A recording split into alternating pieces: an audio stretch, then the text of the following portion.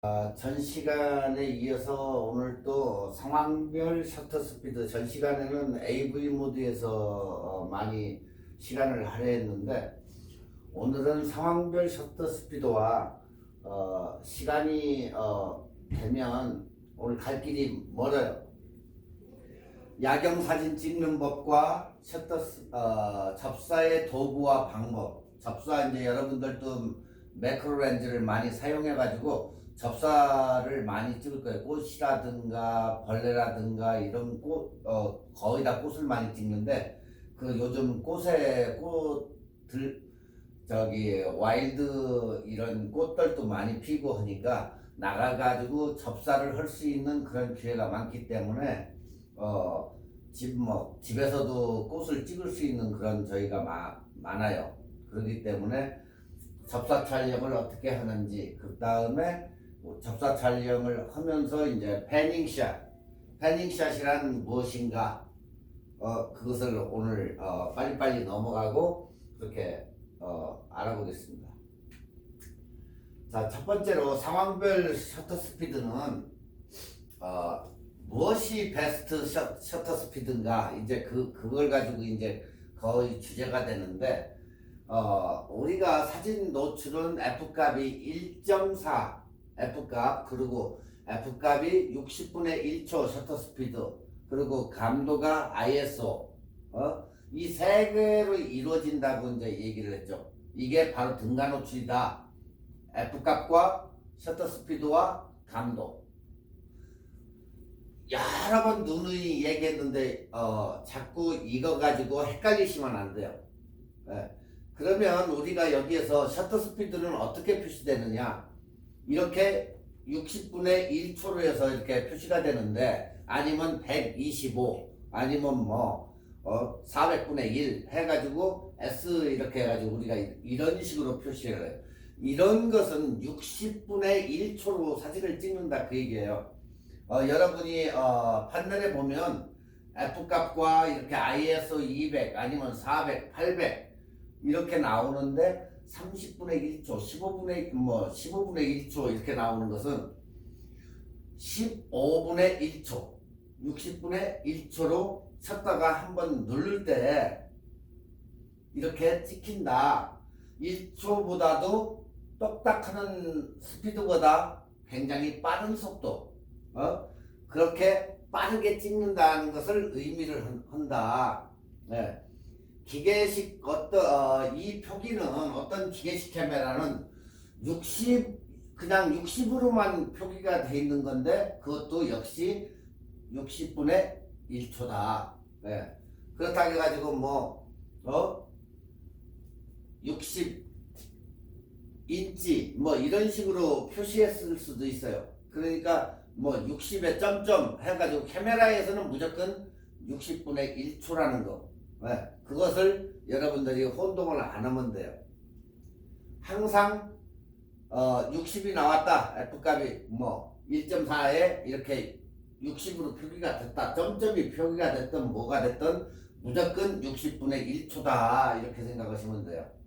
자, 여기에서 참고를 하셔야 될 게, 셔터 스피드가 60분의 1초는 조명이 켜지지 않은 상태예요. 이게 만약에 여기에서 조명이 켜진 상태가 되면 저게 달라진다. 조명이 없는 상태에서의 60분의 1초다. 조명을 안 킨 상태와 킨 상태는 엄청난 차이가 있기 때문에 여러분들이 그걸 감안을 해야 된다. 그러니까 여기에서 지금 제가 얘기하는 것은 조명을 안 킨 상태, 그냥 노멀 상태에서 60분의 1초라는 거지, 이렇게 조명을 켜가지고 스튜디오나 이런 데에서 60분의 1초를 얘기하는 건 아니다는 거. 자, 전 시간에도 이제 핸드블러와 모션블러에 대해서 얘기했는데, 여러분이 그걸 잘 판단을 해야 돼요. 핸드블러가 뭐고 모션블러가 무엇인가. 사진이 흔들리는 거, 보통 우리가 사진을 찍으면 흔들린 사진이 나오는데, 거기에서 흔들린 사진이 모션블러냐 핸드블러냐 그 차이예요. 자, 여기에서 보면은 이런 식으로 이제 사진들이 흔들려요. 셔터 스피드가 30분의 1초 이렇게 찍어봤더니 다 틀려요. 이 흔들리는 게. 자, 일단은 셔터 스피드를 느리게 하면 사진이 어떻게 돼요? 밝아지죠. 사진이 밝아져요. 셔터 스피드를 빠르게 하면 사진이 어두워지면서 사진의 노출에 영향을 줘요. 노출에. 네. 문제는 여기서 이렇게 흔들린 사진이 이렇게 나오는데 우리가 이렇게 흔들린 사진을 갖다가 블러라고 불러요. 블러. 그러니까 손으로 흔들려 가지고 한 것을 핸드 블러라고 하고 그 아닌 것을 갖다가 우리가 모션 움직이는 게 차가 확 하고 지나갔는데 손은 가만히 있는데 그 자동차의 잔상으로 해서 흔들리는 것은 우리가 모션 그 자체가 피사체가 움직이기 때문에 모션 블러라고 그렇게 얘기를 한다.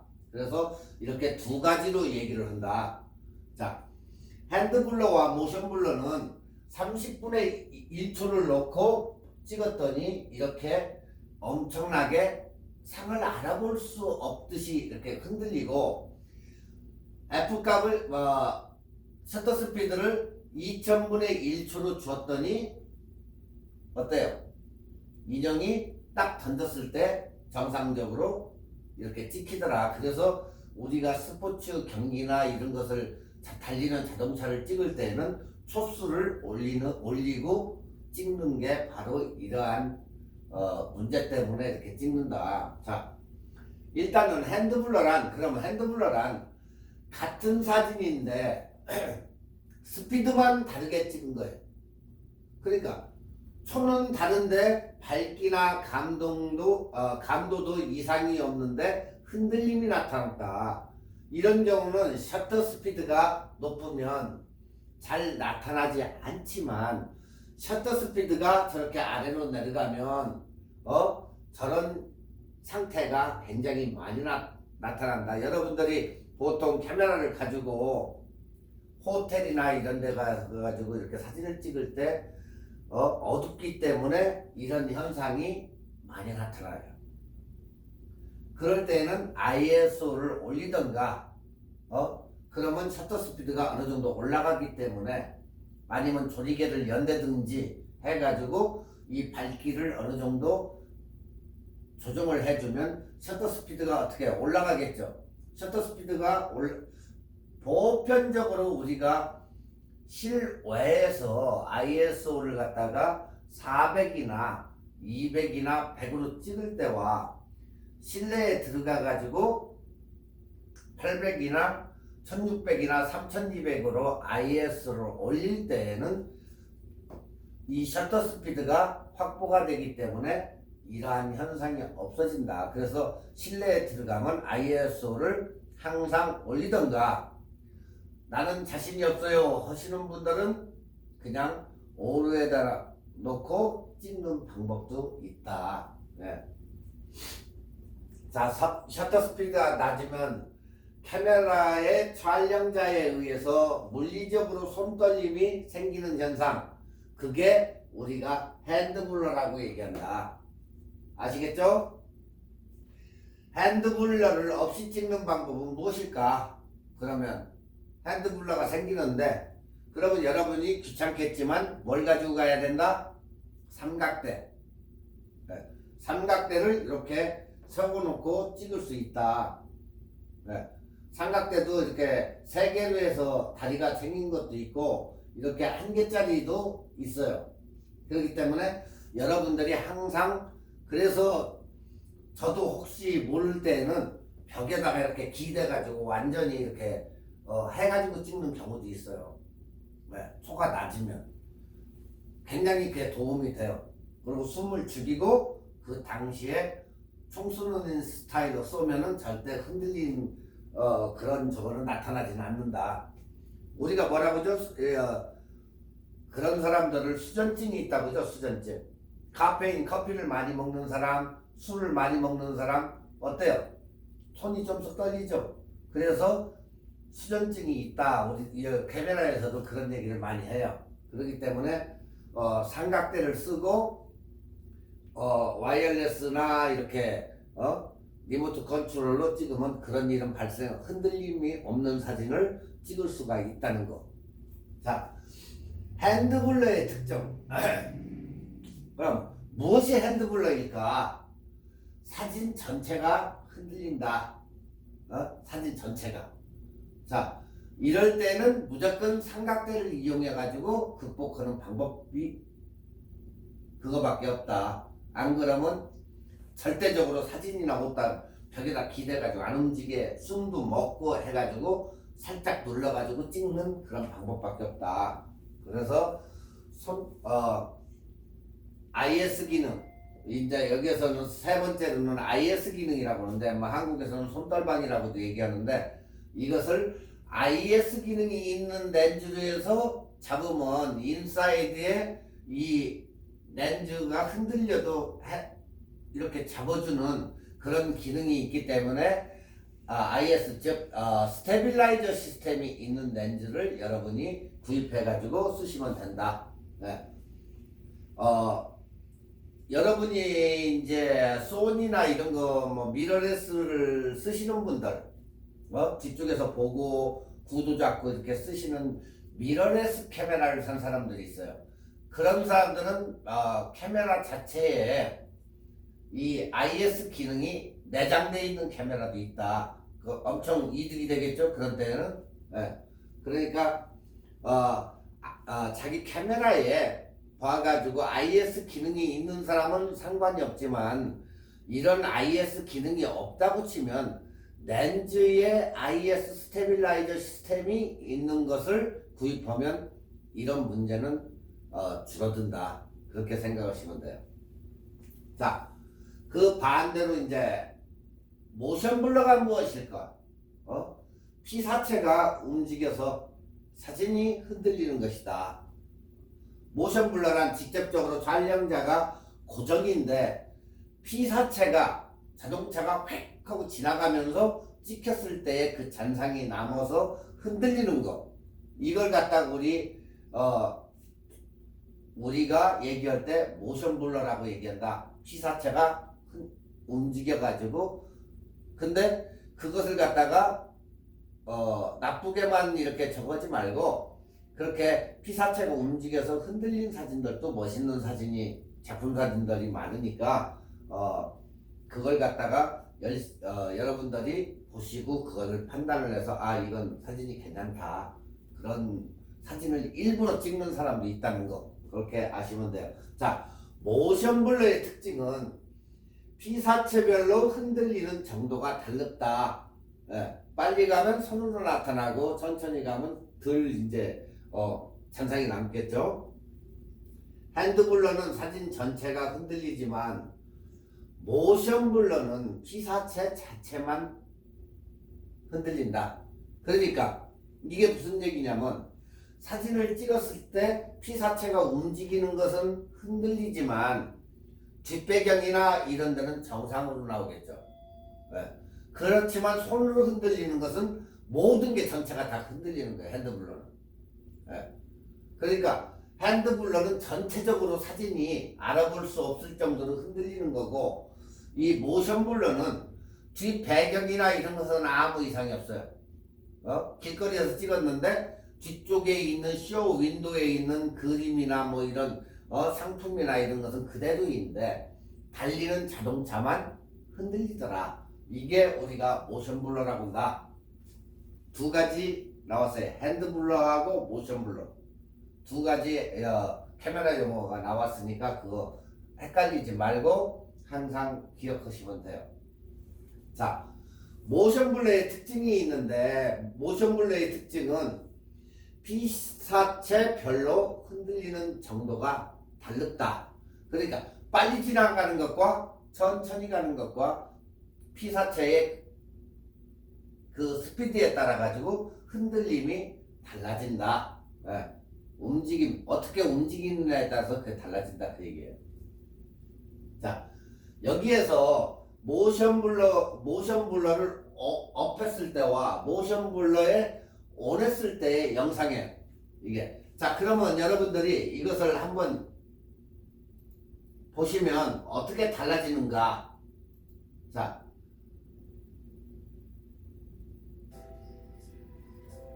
지금 이쪽은 모션 블러를 업 해놓은 거예요. 근데 이것은 모션 블러를 온 시켜놓은 거예요. 자, 물 줄기를 보면 어때요? 여기는 우윳빛으로 변하면서 이게 되지만 여기는 물방울이 그대로 보여요. 이 차이가 이렇게 달랐다는 거예요. 그러면 여러분들 개인이 사진 찍을 때 어느 게 좋은 건지 보편적으로는 이쪽을 모션 블러가 되는 것을 선호할 거예요. 그러니까 모션 블러가 됐다 해가지고 사진이 나쁜 건 절대 아니라는 거예요. 네. 훨씬 보기가 부드럽잖아요. 샤프니스하고 모든 건데 이건 물방울이 그대로 남기 때문에 조금 그런 문제가 있다. 네. 훨씬 보기가 모션 블러가 된 게 훨씬 낫죠.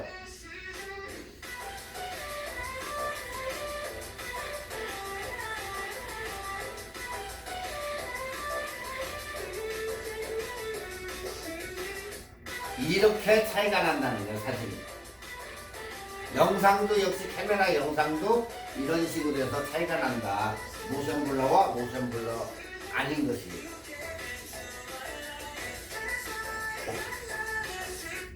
이제 아시겠죠? 지금 정지 상태에서 이렇게 보면 물방울이 점점 해가지고 그대로 보여요.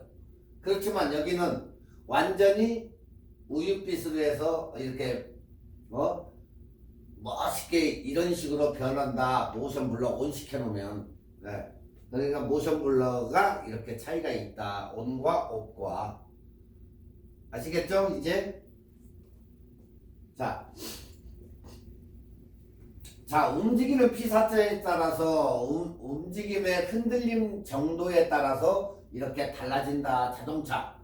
그 대신 이렇게 핸드폰 박스 같은 데는 그대로 있잖아요. 그러니까 야간에 작품 사진을 찍는 사람들은 이런 스타일의 사진을 굉장히 원하죠. 그러니까 여러분들도 이것을 자꾸 찍어보고 전시간에 복회 사진 얘기했는데 불빛을 갖다가 놓고 손으로 살짝 움직여가면서 사진을 찍어보는 것도 좋아요. 그 대신 초가 낮아야 된다. 뭐 30분의 1초나 뭐 50분의 1초나 이렇게 놓고 사람을 놔두고 불빛이 뒤 배경이 있으면 사진을 셔터를 누르면서 살짝 들어 올리면 멋있게 이 불빛 잔상이 남는다. 그런 방법도 있다. 자, 혹시 혹은 이 디스플레이에서도 찾을 수 있는데 LCD에서 주로 이슈가 되는 잔상도 있어요. 이렇게 지금 이렇게 정상적인 사진과 이렇게 흔들린 사진. 자, 이 사람은 가만히 있는데 지나가는 사람이 흔들리는 거. 이게 바로 모션 블러라는 얘기예요. 모션 블러. 이 사람은 아무 이상 없는데 지나가는 이 사람만 흔들리는 거. 그리고 여기에서도 이렇게 흔들리는 거. 이게 바로 모션 블러예요. 자, 모션 블러의 이제 특징. 이 모션 블러의 특징은 피사체별로 흔들리는 정도가 달랐다고 좀 전에도 얘기했죠. 그리고 오직 셔터 스피드로만 극복이 가능하다. 셔터 스피드를 올리고 낮추고 해서 이걸로 달라진다. 그러니까 빠른 피사체의 움직임을 제어할 수 있는 방법은 빠른 셔터 스피드만 가능하다. 네. 하지만 우리가 야간에 찍는 장노출이나 현장의 극대화해서 현장감을 돋보이는 사진은 뭐가 좋다? 모션 블러가 상황을 굉장히 극대화시킨다는 거예요.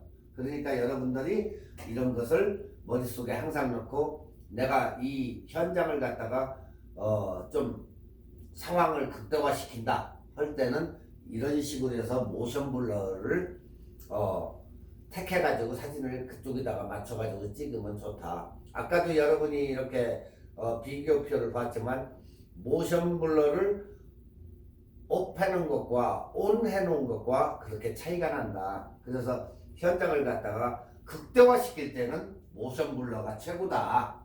네. 그래서 모션 블러 자체로 아름다운 표현을 그렇게 가능하게 해준다. 아시겠죠? 자, 여러분들이 모션 블러를 이용해서 굉장한 아름다운 그런 분수를 찍던 뭐 야경을 찍던 그런 아름다운 사진을 많이 찍을 수 있기 때문에 여러분들도 꼭 한 번씩 찍어보는 것을 권해요. 자, 여기에서 보면은 지금 우리가 실이나 이런 데 봤을 때 빌딩에 올라가 가지고 찍을 때 이렇게 불빛들이 직선으로 난다든가 이런 저희가 찍히는데 이런 때에는 우리가 장노출 사진이다 이렇게 얘기해요. 장노출. 노출을 시간을 좀 많이 줘가지고 길게 셔터 스피드를 늘어뜨려 가지고 찍는 거죠. 그러니까 보통 우리가 흐르는 물을 갖다가 우윳빛으로 만들기 위해서 15초 정도를 준다고 그랬죠. 이런 것은 그 아래로 해가지고 노출을 컷 이런 식으로 아니면 하고 한참 있다가 컷 해가지고 찍는 사진 셔터 이 스피드를 우리가 노출을 길게 준다 해서 장노출이라고 이렇게 얘기해요. 이런 사진은 장노출로 찍어야 된다. 그리고 해변가나 이런 바위 있는 데 가가지고 이렇게 멋있게 물을 갖다가 찍을 때 15초 정도나 10초나 이렇게 주고 찍어야 되는데 뭐가 필요죠? 특히 필히 삼각대가 필요하다. 그리고 이 리모트 컨트롤이 필요하다. 그렇지 않으면은 타이머, 셀프 타이머 가지고 조정을 해가지고 셀프 타이머로 자동으로 딱 찍히게 해야만이 흔들림이 없는 이러한 사진이 나오기 때문에 되고, 전 시간에도 얘기했지만 여러분들이 찍을 때 셔터 스피드가 늦어지는 거, 그것을 머릿속에 계산을 하라는 거예요. 왜? 막 찍다가 셔터 스피드가 떨어진다. 그러면 차칵차칵 이런 식으로 가다가 자꾸 손 사운드가 늦어져요. 절컥 이런 식으로. 그러면 빠른 셔터 스피드의 이 사운드는 굉장히 셔터 스피드가 굉장히 확보가 돼가지고 많이 올라가 있다는 얘기고, 반대로 이 사운드가 철컥 내려가면 어때요? 셔터 스피드가 아래로 초가 60분의 1초나 이 아래로 내려갔다는 얘기예요. 그러니까 이 사운드도 귀로 해가지고 그걸 확인할 수가 있다. 네. 자, 여기서 셔터 찰칵 정도는 10초, 20초, 30초 이상으로 30분, 1시간으로도 촬영하는 사람이 있어요. 장노출로. 단 우리가 쓰는 디지털은 아주 긴 시간의 장노출은 불가능하고 기계식 필름 카메라만 가능하다. 그걸 알고 계셔야 돼요. 아주 엄청나게 긴 장노출의 사진, 작품 사진 이런 것을 가지고 찍을 때는 긴 장노출은 기계식에만 가능하고 어느 정도는 되지만은 이 디지털 카메라에서는 이게 불가능하다 그 얘기예요. 네. 항상 이런 것을 극복을 하려면 이건 극복하는 방법이 없어요.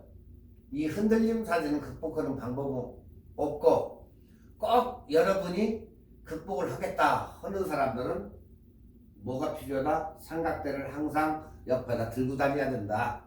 네. 아시겠죠? 자, 이 셔터 스피드에도 황금률이 있어. 황금률이. 초점거리 초분의 1초인데 이것은 단렌즈의 경우에 단렌즈, 우리가 쓰는 뭐 줌렌즈 이런 데서는 그 얘기가 아니고, 자, 초점거리 분의 1초는 이게 무슨 소린가 하는 사람도 있는데, 예를 들어 가지고 35mm 카메라를 우리가 했을 때는 35분의 1이 되고 50mm짜리를 내가 렌즈 가지고 찍는다 했을 때는 50분의 1초가 된다는 얘기예요. 예. 그게 황금비령. 자, 여러분이 만약에 35mm 렌즈의 경우 어떻게 하느냐고 꼭 물어요. 자, 35mm는 30분의 1초나 40분의 1초에 거기에 근사치를 두라는 얘기다. 이게 근거가 없다? 예전에 사진학개론, 여러분들 사진학개론의 그 교재에 보면은 이 교재는 각 어느 대학교에서 뭐 여러 대학교에서도 교재로도 써요. 근데 여기서 보듯이 렌즈의 초점거리보다 약간 높게 셔터 스피드를 세팅하는 걸 볼 수가 있어요. 자, 24mm짜리 28mm, 24에 28은 30분의 1초로 세팅을 해요.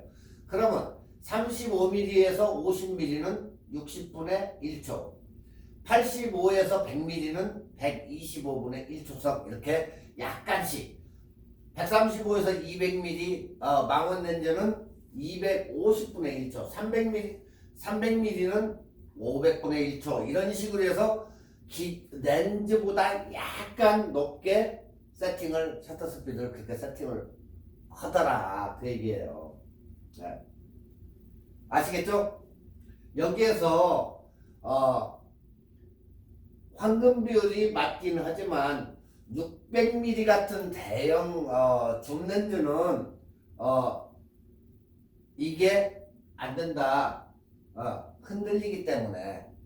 아시겠죠? 그러니까 이 대형 우리가 줌 렌즈를 사용할 때는 약간만 흔들려도 엄청나게 흔들리기 때문에 요거 가지고는 천분의 1초나 뭐 이런 거 가지고는 부족하더라 그 얘기예요. 그러니까 여러분들이 안전하게 찍기 위해서는 초점거리 곱하기 2가 등장을 해요. 이제 이거 다음으로 안전하게 찍기 위해서는 초점거리 곱하기 2가 등장을 하는데 왜 이게 등장하냐? 절대 흔들릴 수가 없다는 거죠. 곱하기 2를 하면. 자, 50mm 곱하기 2 하면 얼마가 되죠? 100이 되죠. 그러면 100분의 1초를 놓으면 절대 흔들리지 않는다. 네. 80mm, 28이 16, 160분의 1초 놓으면 절대 80mm에서는 85mm, 80mm에서는 절대 160분의 1초면 흔들리지 않는다 그 얘기예요. 그래서 이게 우리가 얘기하는 곱하기 2를 놓고 찍으면 여러분들이 절대 실패할 확률이 없다. 셔터 스피드는. 예. 그래서 현명하게 안전하게 곱하기 2로 가라는 거예요. 자, 내가 50mm다. 그러면 100분의 1초. 만약에 35mm다. 그러면 곱하기 2. 70분의 1초. 뭐 이런 식으로 절대 곱하기 2로 하면 실패할 확률이 없고, 그리고 여러분들이 어느 정도 중급 이상이 돼가지고 찍는다 할 때는 이것도 무방하다. 교재는 각 대학에서 교재로는 쓰지만은 이거보다 더 안전하려면 곱하기 2로 가고 이 정도도 충분히 가능하다 그 얘기예요. 자, 이에 대해 여러분 카메라 세팅 매뉴얼이나 이런 걸 보면 셔터 스피드 최저치 세팅에 최저값을 설정해 주시면 카메라가 최저값 이하로는 안 내려가려고 제어를 해준다. 카메라 자체에다가 여러분이 그걸 세팅을 해놓으면 그 아래로는 안 내려가려고 그래요. 근데 그렇게 해놓을 이유가 없죠. 네.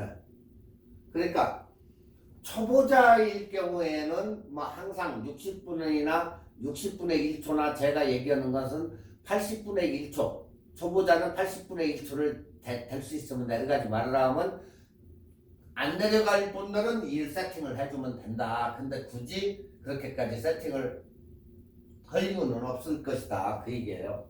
네. 왜 그냥 만약에 그게 아래로 해서 그렇게 내려가서 찍으면 백발백중 핸드블러가 나온다는 얘기죠. 네. 그렇기 때문에 손떨림 방지 기능이 있는 것을 쓰시던가. 요즘 디카 시대에 와가지고는 이게 굉장히 카메라가 좋은 제품도 많이 나오고 그런 시스템도 IS 기능이 있는 그런 카메라도 있고 하기 때문에 이 손에 수전증 있는 수전증 잡는 저거는 굉장히 발달해 있기 때문에 굳이 필요가 없을 수도 있다. 특히 여성분들이 많이 선호하고 가볍고 한 카메라, 소니 알파 시리즈 같은 거, 소니 미러레스 카메라들은 그런 IS 기능이 자체적으로 내장이 되어 있기 때문에 절대 흔들릴 이유는 없다. 그 얘기예요. 자, 우리가 여기에서 이제 참고적으로 이제 해놨는데, 자, 우리가 좌우로 흔들린다거나 소니 미러레스 스테빌라이저 시스템인데 이렇게 흔들릴 때는 자체적으로 여기에서 롤링 해가지고 지가 잡아요. 자, 이것을 갖다가 스테빌라이저를 끄고 찍었더니 이런 잔상으로 해서 사진이 나오더라. 그리고 온을 시켰더니 이렇게 정상적으로 손이 흔들리는 것을 소니가 잡아주더라. 이렇게. 자, 엄청난 차이가 있죠. 네. 자, 이 사진도 딱 핸드블러가 딱 됐는데 정상적으로 온 시켜 놓으니까 이렇게 정확하게 잡아냈어요. 여기에서도 지금 이 조형물이 흔들렸어요. 근데 핸드블러를 스테빌라이저 온 시키고 하니까 정확하게 이렇게 잡아내더라. 그래서 스테빌라이저 시스템이 이렇게 중요하다. 네. 안 그러면 여러분들이 아주 미세한 떨림에도 잘 고정을 시킬 수 있는 그런 방법을 택해야 돼요. 아니면 뭘로 찍어야 된다? 삼각대 같은 걸 가지고 다니면서 찍어야 된다. 그 얘기예요. 자, 제조사 스펙은 4, 5 내지 스탑, 실제 체감 스펙은 2에서 3 스탑이 되더라. 네. 그러니까 우리가 소니 알파 6600 같은 거 쓰시는 분들, 그리고 캐논 스테빌라이저나 현실감은 우리가 느끼기에는 2 내지 3 스탑 정도더라. 이렇게 이제 봐요. 이 말은 2 스탑은 4배, 3 스탑은 8배. 네. 그러니까 아까처럼 안전하게 찍으려면 곱하기 2 해가지고 8로 나누니까 4다. 그러니까 100분의 1에서 4스탑을 빼면 12분의 1초가 되더라. 이건 그냥 이론상의 이론상. 그러니까 여러분들 이거 신경 쓸 거 없어요. 아까처럼 안전하게 곱하기 2 해가지고 찍는 게 좋다. 네. 아시겠죠? 자, 모션 블러를 극복하기 위해서는 교재를 보면 우측표와 같아요. 이렇게. 하지만 이 표를 우리가 외울 수도 없어. 다. 어떻게 이걸 다 외워가지고 가지고 다녀요. 네. 그러니까 여러분이 찍고자 하는 피사체는 주로 10m 내외일 거라고요. 네. 여러분이 찍으려고 하는 피사체는 거의다가 10m 정도 안쪽에 있을 거란 말이에요.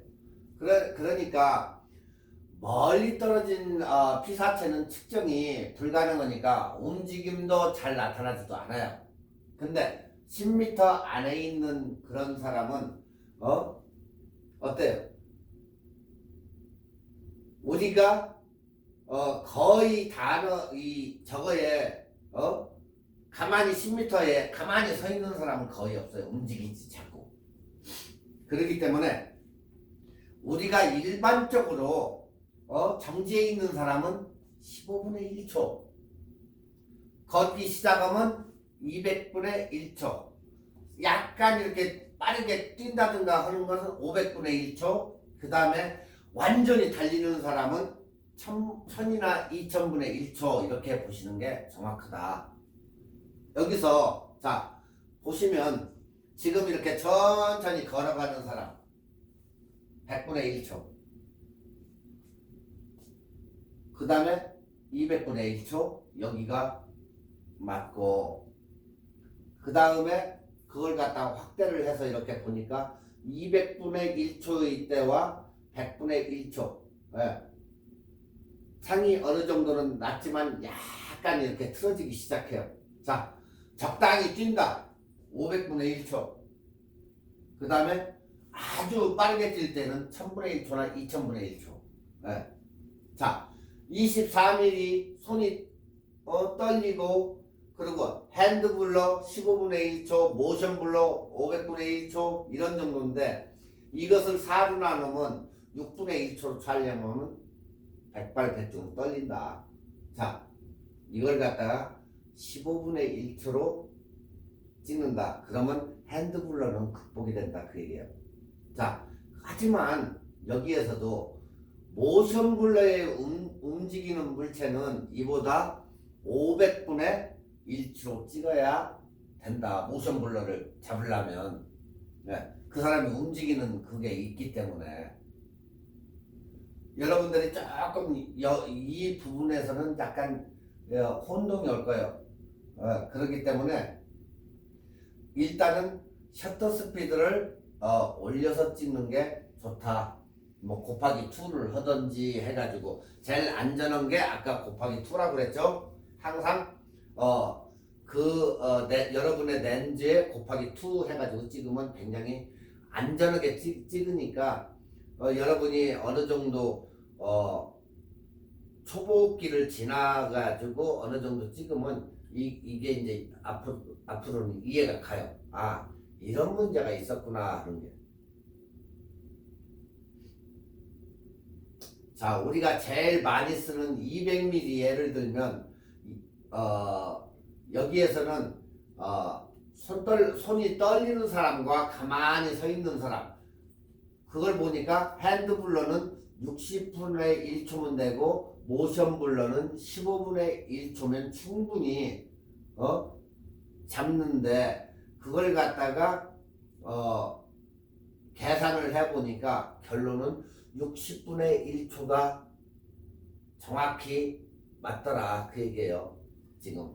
그러니까 이것은 여기서 아무리 설명해 줘도 여러분 촬영자의 각자의 그 가지고 있는 것마다 다르고, 또 손이 떨리는데 손이 떨리는 그것마다도 다르고, 모든 개개인이 다르고 피사체와 거리마다 다르기 때문에 이게 거의 맞다 이렇게는 못 봐요. 그죠? 그렇기 때문에 여러분들이 안전하게 좀 어느 정도의 초수를 올려가지고 찍는 게 제일 좋다. 네.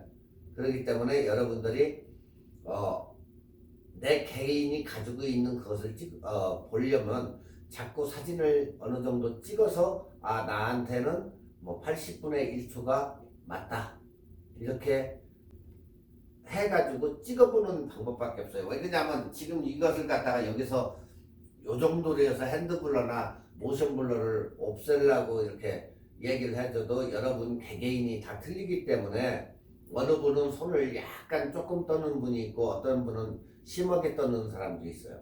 그렇기 때문에 이게 개개인이 다 다르기 때문에 그것을 갖다가 여러분이 감안하셔야 된다 그 얘기예요. 아시겠죠?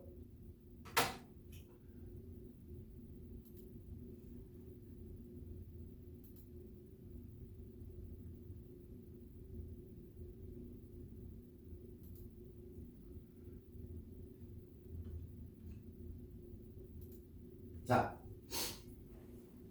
접사의 도구와 방법. 접사가 뭐죠? 말 그대로 가까이 찍는다. 가까이 찍는 사진. 예. 그 도구와 이제 방법, 그리고 패닝 기법. 패닝 기법 보니까 패닝 기법이 뭘까 이렇게 꼭 묻는 사람도 있으니까 오늘 이렇게 보시고, 여러분들이 참고하시면 돼요. 자, 접사의 도구의 방법은 우리가 일단은 렌즈 매크로나 마이크로 렌즈가 필요겠죠. 자, 여기서 마이크로와 매크로의 그 차이점, 현미경하고 돋보기, 볼록 렌즈 이제 그걸 가지고 이제 얘기하는데 마이크로나 매크로나 차이가 없어요. 자, 여기서 마이크로는 축소, 매크로는 뭐예요? 확대. 네. 그러니까 마이크로는 미세한 부분을 촬영한다는 얘기고, 마이크로는 미세한 피사체를 확대해서 촬영한다는 의미가 있다. 그 얘기예요. 네.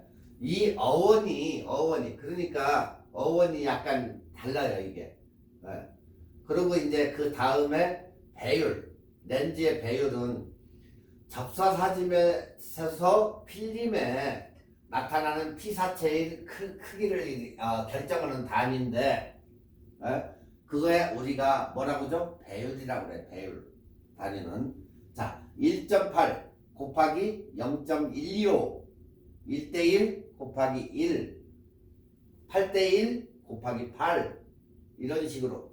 자, 우리가 접사 사진은 1.8 0.125 하면 이 아래로 가면 일반 사진이고 위로 올라가면 현미경 사진이다. 그래서 매크로와 마이크로가 이렇게 다르다.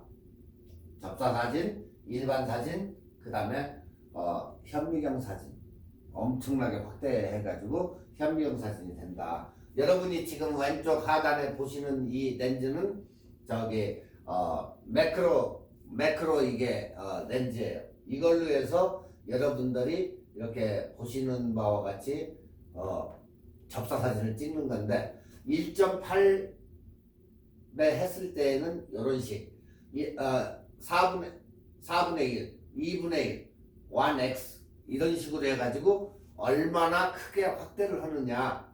그런데 보통 일반적으로 우리가 이 매크로 렌즈는 100mm짜리 한국에서는 100마라고 하죠. 100마 100mm다 해서 100마라고 하는데 100mm짜리가 최고의 렌즈다 우리가 이렇게 칭해요.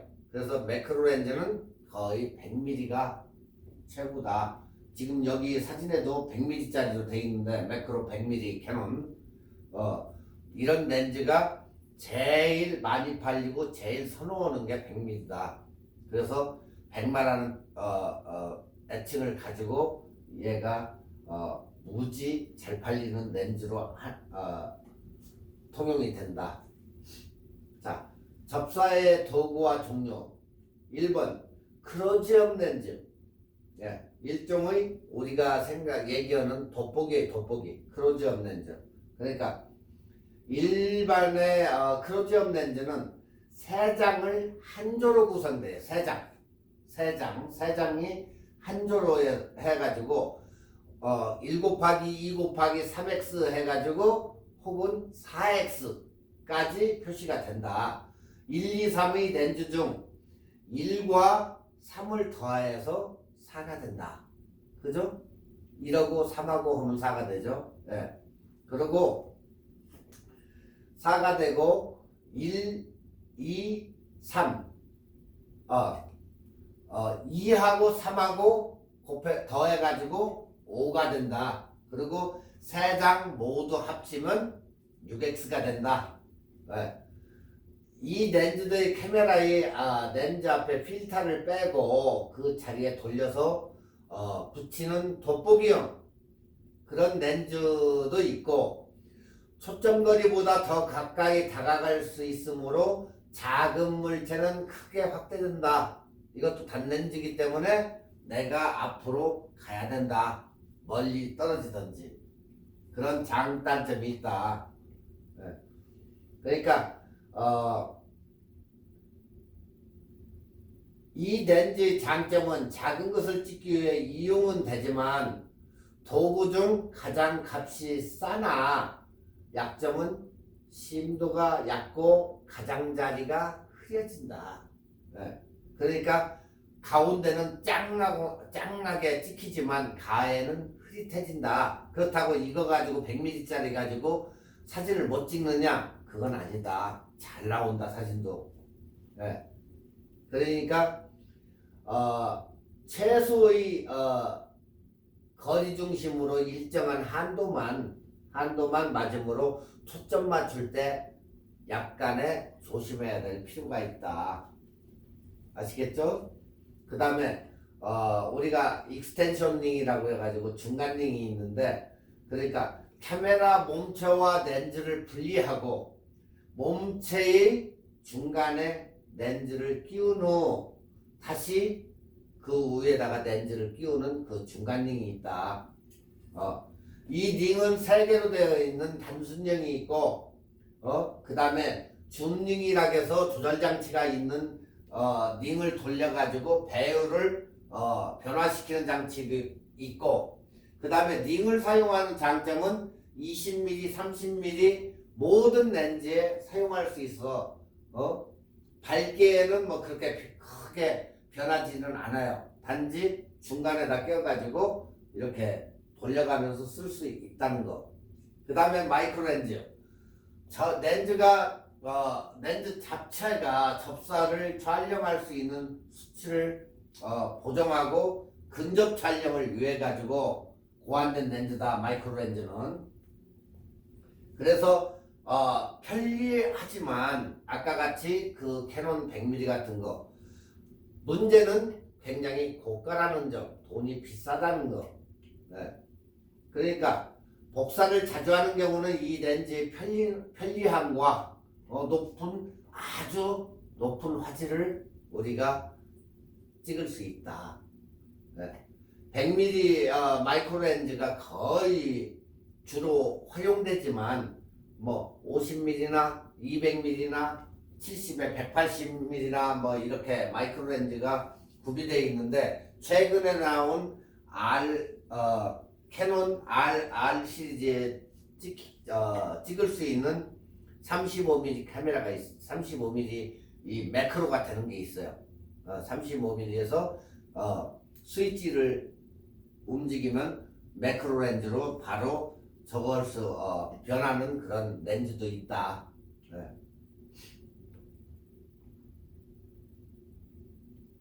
다음에 이제 뭐 벨로우즈인데, 이것도 중간링 형식으로 해가지고 자바라 형식으로 해서 움직일 수 있는 그런 형식으로 이제 만들어졌는데, 렌즈를 몸체에서부터 멀리 이렇게 가지고 갈 수 있고, 미세한 것을 맑게 보이며 빛의 감량을 없이 찍을 수 있다. 예. 이건 자바라 형식으로 해서 돼 있는 거예요. 그래서 사용하기에는 굉장히 불편하다 이건. 하지만 고배율 접사에는, 굉장히 고배율 접사 막 끌어당기는 그런 접사에는 굉장히 좋다. 네. 그리고 이제 기타 접사의 도구는 여러분들도 다 잘 알지만 뭐가 필요하다? 삼각대가 필요하다. 거기에 릴리즈가 필요하다. 네. 그리고 어때요?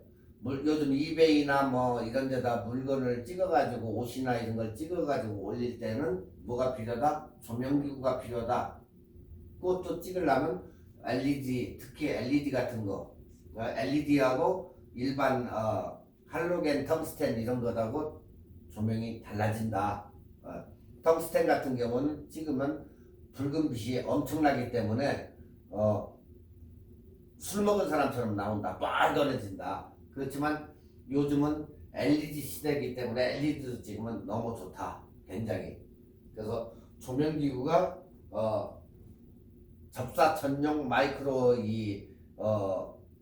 조명도 있기 때문에 그 얼굴 같은 거나 뭐 이런 거 찍을 때, 꽃을 찍을 때 둥근 링 스타일로 돼가지고 LED 라이트이 있어요. 렌즈 그쪽에 붙여가지고 렌즈를 통해 이렇게 찍게 돼 있는 둥근 링이 있어요.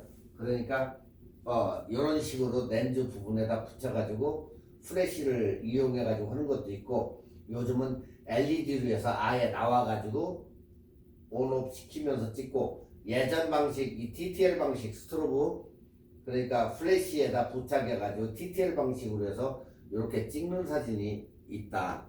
네. 그러니까 접사 전용 이런 것을 구입해가지고 찍어야 된다, 사진을. 자, 여기에서 이제 또 가지고 있어야 될 게 분무기예요. 그러니까 스프레이통. 꽃 같은 데다 이렇게 칙칙 뿌리려면 물방울을 맺히게 해서 찍어야 되기 때문에 더욱더 프레시하게 생생한 그런 저거를 얻기 위해서는 스프레이가 또 필요하고, 그 다음에 반사판이 없으신 분들은 뭘로 한다? 알루미늄 호일로 판에다가 해가지고 그늘진 부분을 환하게 하기 위해 가지고 알루미늄 호일 같은 것을 이렇게 하던가, 아니면 그렇게 비싼 게 아니기 때문에 반사판을 사가지고 쓰시면 되고, 그 이외에 배경 처리를 하기 위해서 뭐 실외가 됐건 실내가 됐건 뭐 바람막이도 할 겸 해가지고 뭐 우산이나 종이나 뭐 등등 이런 것을 사용 도구를 사용하면 인위적인 느낌 나게 그런 식으로 이렇게 할 수가 있다. 예. 뭐 이제 그러고 나가지고는 여러분들이 주제에다가 빛을 이용해서 배경을 어떻게 잡을 것인가 해가지고 여러분들이 찍어야 돼요. 꼭 찍어가지고 한번 사진을 가져와 보시기 바래요. 초점은 뭐 여러분들이 뭐 이제 거의 아시니까 간단히 얘기하면 자동 초점 장치가 있는 렌즈면은 그냥 안전하게 찍을 수 있는 거예요. 자동 렌즈, 자동 초점. 그리고 수동으로 맞출 경우 미세한 손떨림이 있기 때문에 초점이 흔들리면 틀려버리는 경우가 있으니까 숨을 쉬지 말고 긴장한 상태로 찍어라. 네. 그러니까 미리 여러분들이 숨을 먹고 손을 댈 수 있으면 안 떨리게 해서 잠시 잠깐 그렇게 찍는 게 좋다. 그리고 꽃을 갖다가 잎사귀나 이런 것을 약간적으로는 잘라 먹어도 그렇게 무방하다. 너무 꼭 넣으려고만 하지 말고 이렇게 확대되게 예쁘게 이렇게 찍어가지고 찍으면 여러분들이 좋을 것이다. 자, 여기서는 이제 패닝 기법이 나오는데, 패닝 기법이라는 것은 지금 저 보면은 피사체가 스탑도 되고 뒤쪽에 건물이 흔들리는 방법도 있고, 아니면 여기에서 이제 우리가 카메라를 들고 지나가는 차, 쉽게 패닝 기법이라는 게 뭐냐, 차가 진행 방향으로 내 카메라도 같이 따라가면서 그 셔터 스피드를 누르는 게 우리가 패닝 기법이라고 얘기한다. 같이 가는 거죠, 같이. 네, 같이 가면서 찍는 거예요. 자, 지금 패닝 기법으로 찍은 사진이에요, 이게. 네. 항상 카메라를 안 움직이고 그냥 찍었더니 차가 어때요? 피사체가 흔들렸죠? 모션 블러가 돼버렸죠? 자, 그렇지만 내가 차가 가는 진행 방향으로 똑같이 놓고 셔터를 눌렀을 때는 이렇게 스탑된 사진이 나오면서 뒷 배경이 흔들리는 사진이 되더라. 똑같이. 아시겠죠, 이거? 자, 이것을 찍으면 어때? 차 광고 같은 거 여러분들 많이 보셨을 거예요. 차 광고 같은 데 보면 차가 달릴 때 차는 깨끗이 나왔지만 뒤에 생동감 있는 사진이 나오죠. 뒷 배경은 아웃포커싱이 약간 되면서 굉장히 스피드감 있게 달리는 타야 같은 데는 달리는 게 나타나요. 그런 방법으로 찍는 거예요, 이게. 네. 자, 속도가 느리다. 일단 촬영 요령은 셔터 속도를 느리게 하고 30분의 1초 정도 그 이하, 그러니까 뭐 20분의 1초나 이런 정도 늦게 하고, 왜 그러냐면 셔터 스피드가 너무 길어지면 피사체가 흐려질 수도 있기 때문에 너무 빨리 주면 안 된다. 네. 그러니까 길어지면 안 된다는 거예요. 속도가. 셔터 속도는 주변 밝기에 좌우되며 너무 밝으면 노출상 느린 셔터 속도가 안 나오므로 어떻게 했나? 엔티 필터 같은 것을 사용해 가지고 찍으면 셔터 스피드가 나온다. 그래서 항상 빛이 밝으면 엔디 필터를 해서 다운 시켜가지고 찍는 방법이 있다. 그러니까 또한 카메라로부터 피사체나 배경의 거리에도 관건이 깊으니까 너무 멀면 흐르는 효과가 약해지고 너무 가까우면 너무 흐려져서 피사체를 구분하기가 어렵다. 그래서 옆으로 스치며 지나가는 방향이라도 속도감을 강하게 어떻게 한다? 표현이 된다. 네. 그래서 피사체를 따라가면서 찍는다. 그러니까 파인더의 한 곳을 피사체에다 고정시켜가지고 뭐 앞이면 앞, 중간이면 중간 이런 식으로 고정시켜가지고 쫙 그걸 따라가면서 어느 위치에 한번 고정시킨다는 건 사실은 어려워요. 그렇지만 쉬운 방법으로 함께 달리는 차량을 이용하거나 차량 내부에 외부로 해서 배경을 찍을 수 있도록 그렇게 해가지고 잘 찍는 방법이 있다. 네. 배경을 흘려 찍는 몇 가지 방법이 있는데 이제 배경을 싹 이렇게 흘려 찍는 방법. 상체를 돌려가지고 카메라를 쫓아가면서 찍는다. 자, 이렇게 해서 썼지만 여기서부터 시작해가지고 이렇게 해서 흘려가지고 쭉 가면서 찰칵 찍으면 돼요. 셔터 스피드는 높으니까 이런 식으로 가서 찰칵 찍으라는 거죠. 그러면 배경이 싹 흔들리겠죠. 옆에서 같이 이동하면서 찍는 방법. 두 차량으로 달리면서 한 차량을 찍는 방법. 자, 이게 뭔 얘기냐? 그러니까 같이 달리면서 찍는 거, 같이 가면서.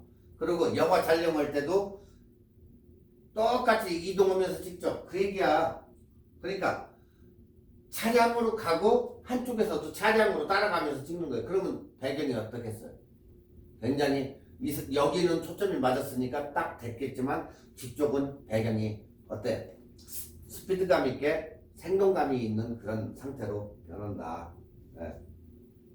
함께 타고 가면서 찍는 방법, 즉 컨테이너 같은 넓은 트인 차량 위에서 삼각대를 이용해서 찍는 방법이 있다. 네.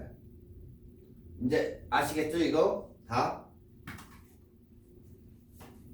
지금 시간이 굉장히 많이 지나가는 것 같은데 일단 여러분들한테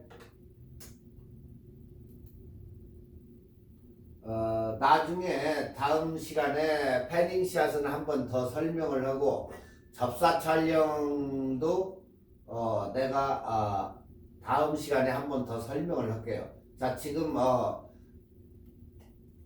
야경 사진을 찍는 방법을 갖다가 해달라고 해서 지금 야경 사진 찍는 방법을 이 뒤쪽에다가 얘기를 해주려고 지금 바로바로 이제 한 건데, 자, 우리가 사진을 찍다 보면 무슨 결과를 초래하냐면 사진이 늘지도 않고 그게 그거 같기도 하고 자기는 그걸 못 느껴요. 또 느꼈다고 해도 사진이 실증이나 자꾸.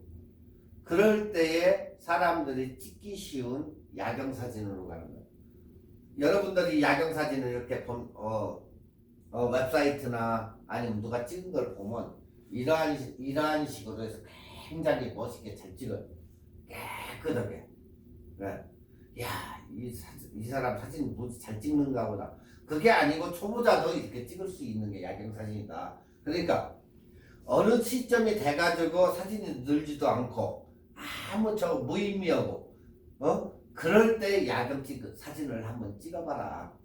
그러면 엄청난 결과를 초래할 거라는 거예요. 이 야경 사진 찍는 방법이 있어요. 야경은 무조건 뭐가 필수다?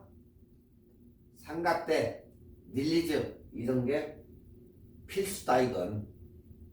자, 이 야간 촬영의 공식은 여러분들한테 이제 그게 한번 해봐요. 오늘 집에 산에를 올라가든 어디 높은 데 올라가가지고 하는데, 자, 야간 촬영의 공식은 ISO를 낮춰라. 무조건 ISO를 높이려고 하지 말아라. 네. ISO를 낮추고 F값을 올려주고 노출 시간을 길게, 그리고 타이머 2초. 이게 공식이에요. 지금 여러분들한테 얘기해 준 거야. 야간 촬영의 공식. ISO를 낮추고 F값을 올리고 노출 시간을 길게, 빛이 많이 들어야 되니까, 그리고 2초 타이머 체크. 이런 식으로. 자, ISO를 낮추면 어때요? 노이즈가 안 끼죠? 올라가면 올라갈수록 노이즈가 낀다고 그랬잖아. 자, 아래로 최대한도로 낮추면 100이나 50에서는 ISO가 거의 없다. 최대로 낮춰라. 그리고 F값은 올려라. 어디로? 자꾸 위로 올라가면 조리개가 열리기 때문에 깨끗해질 거 아니에요. 빛도 많이 들어오고. 그리고 노출 시간을 길게 하라는 얘기는, 노출 시간을 길게 15분의 1초, 30분의 1초, 8분의 1초 이런 식으로 노출 시간을 될 수 있으면 길게 주라는 얘기예요. 그리고 여러분들 그 카메라에 메뉴에 들어가셔가지고 타이머에 셀프라는 데가 있어요. 그 메뉴에 보면 셀프라는 데 가가지고 오 이렇게 돼 있어요. 셀프 타이머. 그것을 온으로 올려가지고 거기에 보면 어느 카메라는 10초, 어느 카메라는 15초, 어느 카메라는 2초 있는데, 거기에서 2초로 셀프 타이머를 딱 해줘가지고 셔터를 딱 눌러요. 그러면 2초 있다가 찰칵하니까 2초만 주라는 얘기. 아시겠죠? 항상 야경 촬영을 갈 때에는 닐리즈하고 삼각대는 필히, 이거 없으면 절대 못 찍는다. 아무리 신이라기도 못 찍는다 이거. 자, 여러분들이 보시는 바와 같이 사진이 초보자가 찍어도 이런 수준은 다 찍어낸다. 똑같아요. 여러분이 찍으나 전문가가 찍으나 이런 사진은 여러분도 찍을 수 있다는 거예요. 저대로만 하면. 자, 이게 바로 야경 이제 찍으면 나도 사진 잘 찍는구나 하고 여러분이 여러분을 감탄을 해요. 네. 이 야경 촬영의 공식이 항상 머릿속에다 외워가지고 그대로 한두 번만 해보면 나중에는 자동으로 돼요. 그냥 찍어봐요. 오늘 저녁에 깜깜할 때 어디 가가지고. 자, 그러면 우리가 야경 사진을 잘 찍는 방법은, 가을이나 어느 도시를 이렇게 갔는데 불빛이 휘황찬란하고 굉장히 마음에 들어. 어디 가서 와인도 한 잔 먹고 싶고. 자, 그러면 그 한 폭의 그림을 일단 남겨야 되니까 이것을, 이 야경을 어떻게 한 프레임으로 여기다가 다 삽입을 시켜가지고 담지.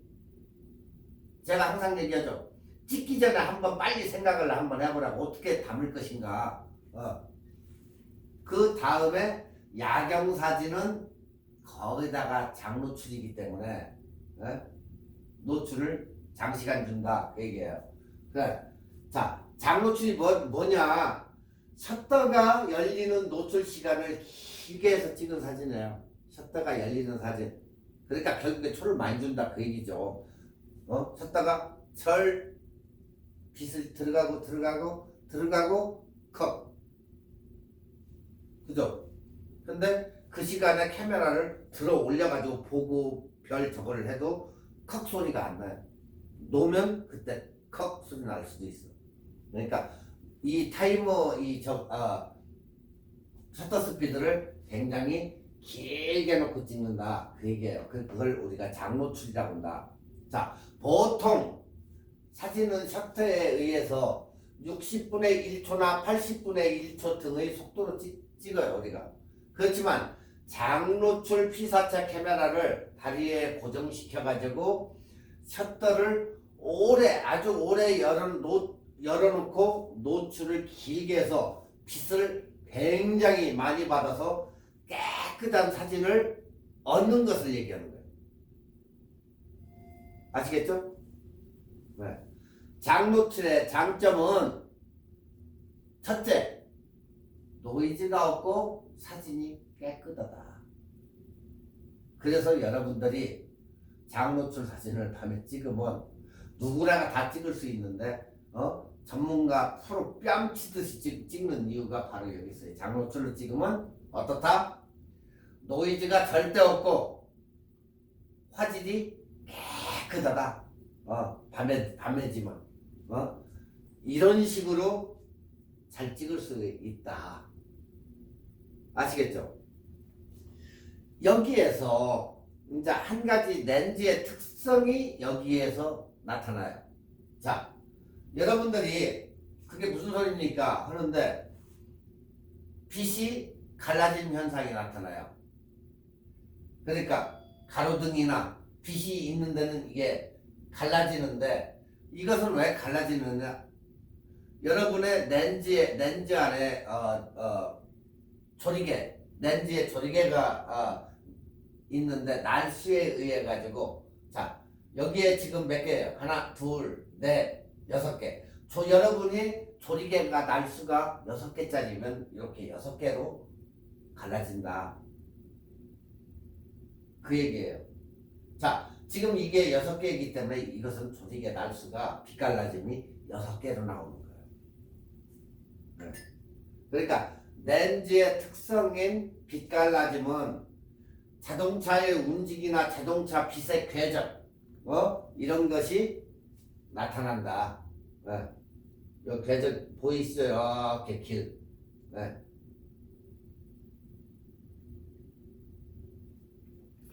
자, 장노출은 노이즈 없는 선명한 사진과 빛의 갈라짐과 빛의 궤적을 이렇게 표현을 한다. 이게 장노출의 장점이다. 네. 자, 초보 카메라 유저들이 제일 잘 찍는 사진이 바로 야경 사진이다. 그래서 왜? 공식만 쉽게 머릿속에다 외우면 처음 카메라를 금방 산 사람도 이 공식만 대립하면 그냥 자동으로 야경 사진은 기가 막히게 찍는다. 네. 어떤 사람 사가지고 야경 사진을 먼저 찍는 사람이 있어요. 네. 보여주기 위해서. 이거 봐봐. 내가 찍은 건. 야, 어떻게 이렇게 기가 막히게 찍냐, 야경 사진을. 바로 간단해요. 공식은 이대로 이렇게 나와 있으니까. 아까 뭐라 했죠? IS 감도는 무조건 낮게, 조리개 F값은 높게, 노출 시간은 길게, 장노출, 그리고 타이머는 2초. 아시겠죠? 자, 여기서도 이해가 안 간다. 그러면 더 쉽게 설명을 해야 되겠죠? 자, 여기에서 조리개 우선 모드, 카메라를 A 모드, 아니면 캐논 같은 경우는 AV 모드 설정. 됐죠? 자, 소니와 나이콘은 A, 캐논은 AV, 거기다 설정을 해요. 조리개 우선 모드. 자, 지금부터 너는 조리개를 우선으로 한다. 그 얘기예요. 조리개 우선 모드. 자, 두 번째. 카메라 다리에다 고정을 딱 해놓고 긴 노출 시간에 카메라를 안 흔들리게 그래야 사진도 흔들리지 않겠죠. 블러가 안 생긴다고. 그렇기 때문에 사진을 튼튼하게 풀밭 같은 데다 흔들리게 해놓으면 안 되고, 넘어지면 카메라가 다치니까 안 넘어질 수 있는 데다가 딱 고정을 하고. 자, 카메라를 고정을 안 하고 찍으면 어떻게 돼요? 블러가 일어나겠죠? 흔들리는 사진이 돼버리니까 절대적으로 카메라 다리가 안 흔들리게 잘 해놓고, 10초 정도의 긴 노출이 필요할 시 카메라가 흔들리면 상이 흐트러져서 상에 그 잔상들이 맺힌다. 고정을 잘해야 된다. 그래서 꼭 삼각대가 필요한 이유가 여기에 있는 거예요. 자, 두 번째, 카메라를 삼각대에다 고정을 한 다음에, 근데 이 얘기를 하니까 어느 분은 에이씨 그거 뭐 비싸게 주고 사, 그냥 저 15불짜리 아니면 99전 스토어에 가서 파는 뭐 5불짜리. 절대 안 돼요. 그건. 그래도 최소한 70불 이상짜리 튼튼한 거. 요즘은 가본으로 된 것도 있고 뭐 가벼운 것도 있지만 튼튼한 거, 그래야 훗날에도 쓰고 대물림할 수도 있어요. 카메라 다리는. 그렇기 때문에 싸구려를 쓰면 절대 안 된다. 이건 조금 투자를 하셔야 돼요. 70불 정도만 돼도 이 카메라 움직임이라든가 이런 건 좋은데, 3, 40불짜리인 거 쓰면 카메라 이렇게 움직이려고 하면 뻑뻑뻑 이러니까, 그런 걸 없이기 위해서도 좀 괜찮은 거 사고, 그 다음에 카메라 닐리스도 뭐 카메라 살 때 따로 닐리스가 있으면 그걸 쓰던지, 아니면 와이어레스로 가만히 서가지고 구경하면서 찍던지, 이런 식으로 유선과 무선 두 종류가 있기 때문에 여러분이 이 닐리스는 그다지 비싸지 않아요. 그렇기 때문에 꼭 이렇게 줄로 된 걸 하든지 아니면은 와이어레스로 쓰든지 해가지고 카메라를 잘 고정을 한 다음에 어떻게 한다? 세 번째, IS 감도를 낮춘다. 100이나 200으로. 그리고 IS를 오토 수동으로 바꿔서 IS 100에서 400 정도로 설정한다.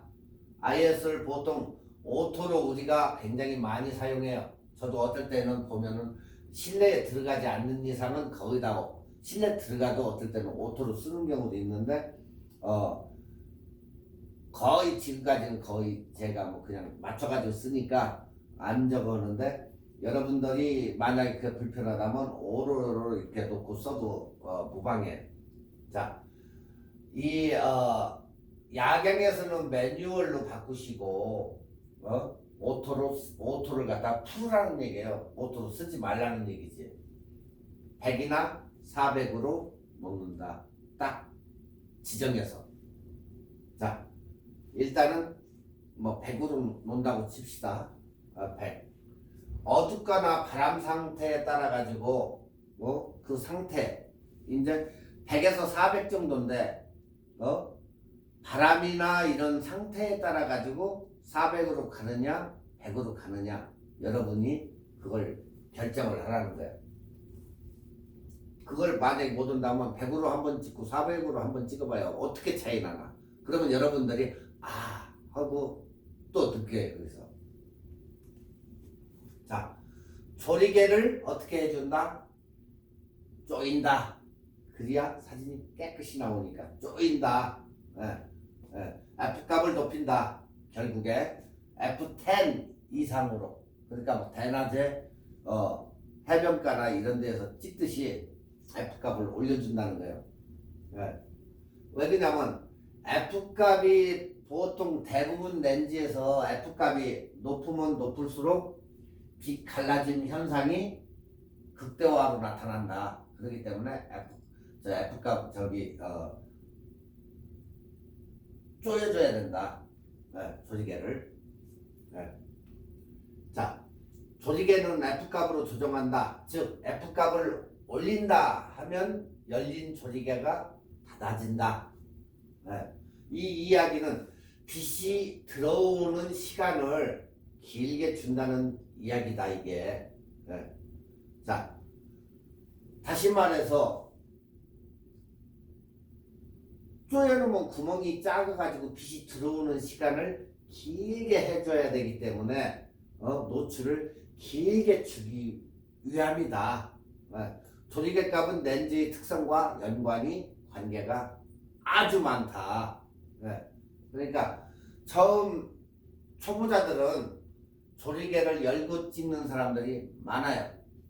빛을 많이 받으려고. 근데 조리개를 조이고 찍으면 사진이 어때요?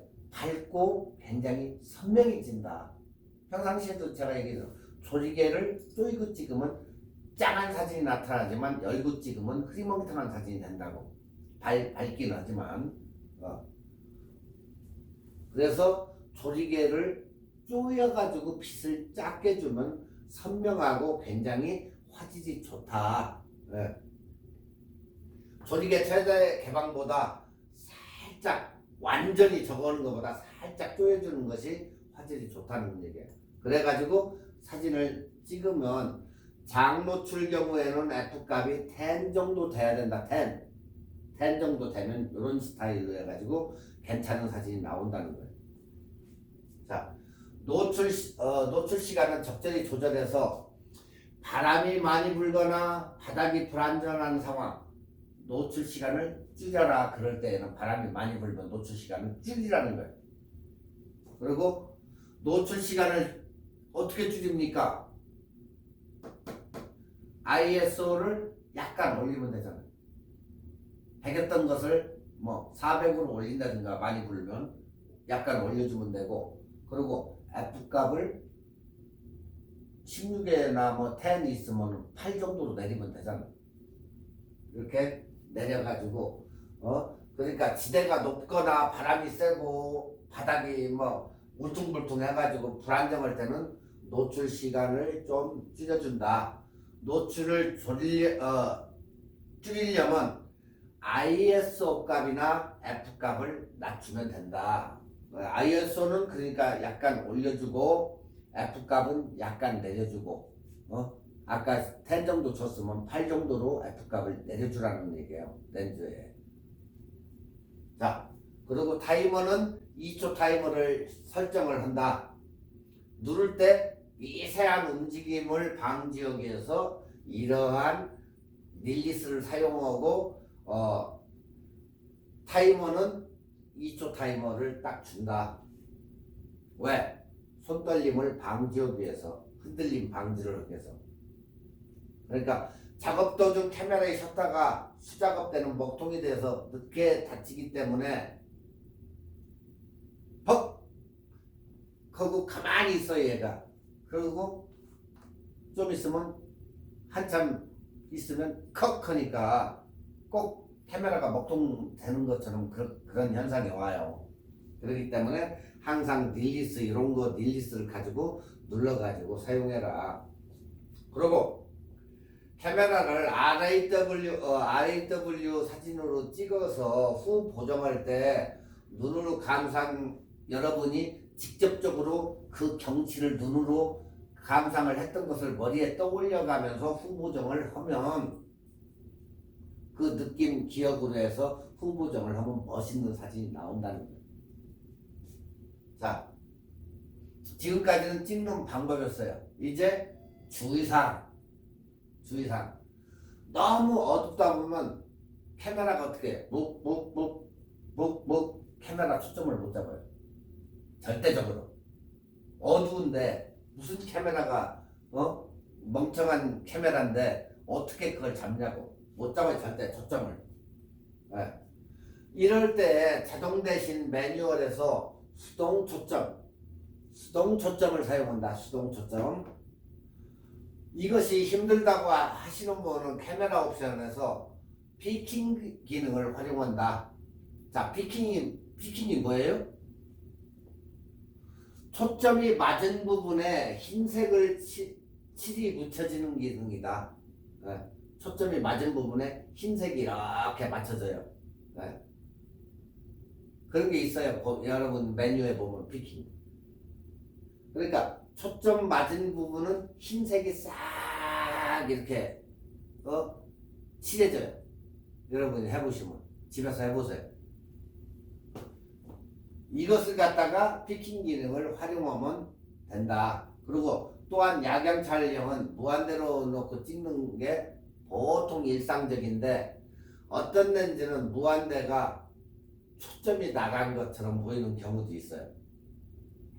이때 렌즈를 약간 빼주고 찍어라. 그러니까 무한대로 놓고 찍는데 렌즈를 그렇게 되면 이상하게 되는 그런 렌즈도 있어요. 그때는 약간 돌려가지고 어느 정도 약간 당겨가지고 너무 무한대로 놓지 말라는 얘기예요. 그럴 때는 약간 빼줘라. 또한 야경 사진은 렌즈나 카메라에 IS 기능이 있죠. 여러분들 아까 손떨림 방지 여기서는 꺼준다. IS 기능 매뉴얼로 찍는다. 매뉴얼로. 왜 그러냐면 IS 기능이 또 뭡니까 하시는 분들은 그냥 바보죠. 이제 매번 얘기하는데 손떨림 방지 기능이다 그거에. 또한 플래시 사용을 특수한 경우 외에는 안 한다. IS 기능은. 플래시를 사용하다 작광이 들어오는 경우가 있기 때문에 딴 광선들이 들어오기 때문에 뭐 카메라마다 다르겠지만 여기에서는 그 잡다한 광선 때문에 노출 보정 제로로 찍을 때 가끔 밝게 나올 수가 있어요. 여기서 자 어두운 것을 밝게 밝은 것은 어둡게 카메라는 이런 식으로 생각을 해요. 우리 생각은 딴 생각을 하는데 이 카메라는 멍청해가지고 어두운 것은 밝게 찍으려고 하고 밝은 것은 어둡게 찍으려고 해요. 이게 카메라의 습성이에요. 이런 식으로 찍광하려고 해요. 카메라는. 그러니까 여러분이 이것도 한쪽에다가 이렇게 메모라이즈를 시켜줘요. 자, 항상 야간에는 플래시를 꺼준다. 플래시 켜고 야간 촬영하는 사람은 없다. 절대. 플래시는 거의 안 쓴다. 안 가져가도 된다. 플래시는. 절대 야간 촬영하는데 플래시는 도움이 안 된다. 자, 그럴 땐 노출 보정 EV 0.3에서 1까지 내려서 마이너스 1 스텝 정도로 찍는 것을 권장을 해요. 그게 끝이에요. 자, 그러면 이 얘기를 우리가 엄청나게 길게 이렇게 얘기해봐야 잡소리 같이 들려요. 절대 걱정하지 마시고 공식대로만 찍으면 된다. 그 얘기예요. 공식. ISO 낮추고 F값 올리고 노출 시간은 길게 그리고 타이머는 2초. 릴리스와 삼각대. 땡. 그러면 여러분들이 이렇게 찍어요. 사진을.